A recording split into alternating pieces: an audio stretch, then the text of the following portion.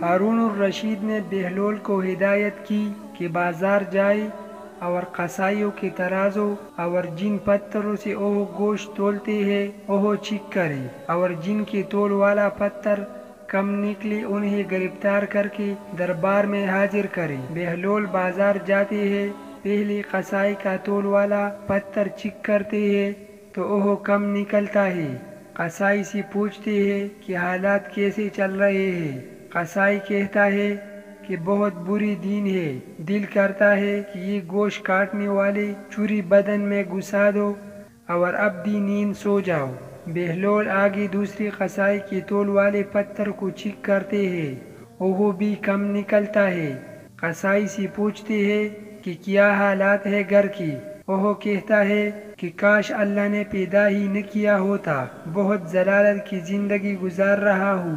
بہلول آگے بڑھے، تیسرے قصائی کے پاس پہنچے، تول والا پتھر چیک کیا تو بالکل درست پایا۔ قصائی سے پوچھا کہ زندگی کیسے گزر رہی ہے۔ قصائی نے کہا کہ اللہ تعالیٰ کا لاکھ لاکھ شکر ہے، بہت خوش ہوں، اللہ تعالیٰ نے بڑا کرم کیا ہے، اولاد نیک ہے، زندگی بہت اچھی گزر رہی ہے۔ بہلول واپس آتے ہیں، سلطان ہارون الرشید پوچھتے ہیں کہ کیا صورتحال ہے۔ بہلول کہتے ہیں کہ کئی قصائیوں کے تول والے پتھر کم نکلے ہیں۔ سلطان نے غصے سے کہا کہ پھر انہیں گرفتار کر کے لائے کیوں نہیں؟ بہلول نے کہا اللہ تعالیٰ انہیں خود سزا دے رہا تھا، ان پر دنیا تنگ کر دی تھی تو یہاں لانے کی کیا ضرورت تھی؟ آج ہماری بھی کچھ یہی حالات ہے، ہم نے بھی دنیا کو اپنایا ہے، اسی کی فکر ہے، حرام حلال اور آخرت کی فکر ہی نہیں۔